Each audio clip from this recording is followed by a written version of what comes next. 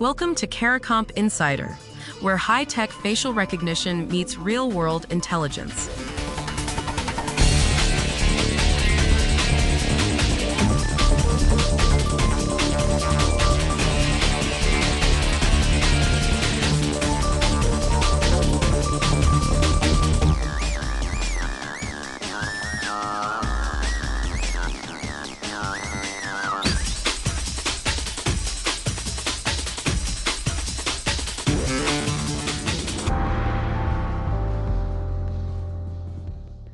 Notification apps, tools that use AI to digitally undress people in photos, have been downloaded more than 700 million times.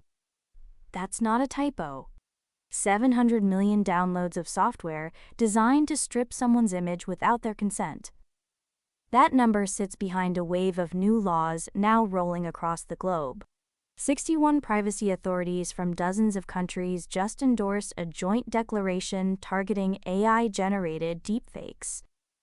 Brazil's digital ECA law took effect on March 17, 2026, requiring every operating system and digital service accessible to minors to verify age or face fines up to $9.5 million per violation. Singapore passed its Online Safety Act defining image-based child abuse to include entirely generated or altered images. And 3 U.S. states have pushed legislation demanding age verification baked into operating systems themselves. This isn't just governments catching up to a scandal. It's regulators rewriting what counts as proof that a face or an image of a face is real. So what happens to investigators whose evidence depends on facial comparison when no one can tell a real photo from a fake one anymore? Start with Brazil, because it's the most aggressive model on the table right now. Brazil's Data Protection Authority published guidance walking through 5 distinct generations of age verification technology, from simple, self-reported birthdate fields all the way to biometric and document-based identity checks. The law itself bans self-reported age entirely. Article 9 says you can't just ask someone how old they are.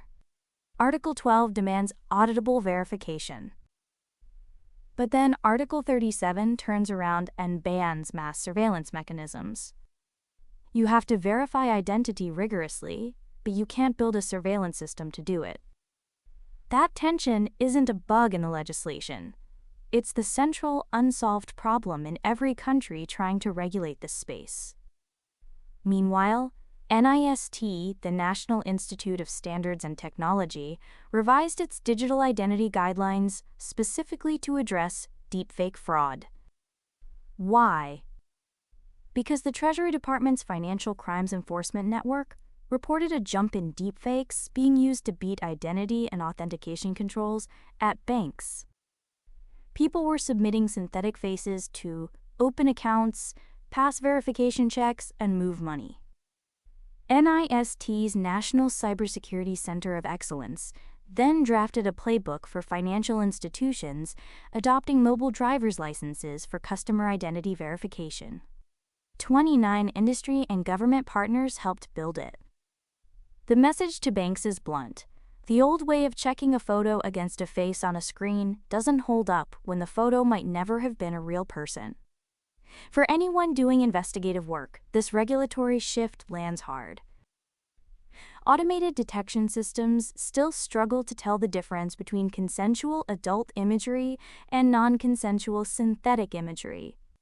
That technical gap is pushing demand toward human-supervised auditable facial comparison workflows. Courts and regulators are moving past, "I searched this face in a database and got a match." They want to know where the reference image came from.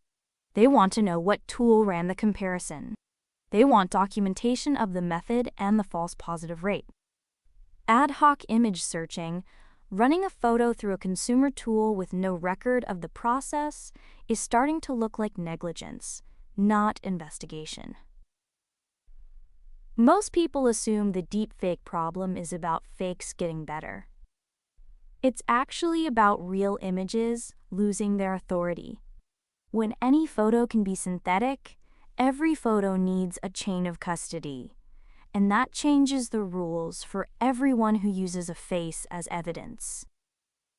So, governments around the world are writing new laws because AI can now generate faces indistinguishable from real ones.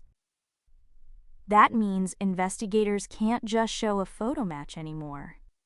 They need to prove where the image came from, how the comparison was done, and why the method is reliable.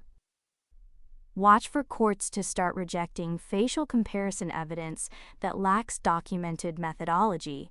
It's already heading that direction. The full story's in the description if you want the deep dive. Now you know something most people in this industry don't. Use it. And when you're ready to put it to work, caracomp.com. We'll see you tomorrow.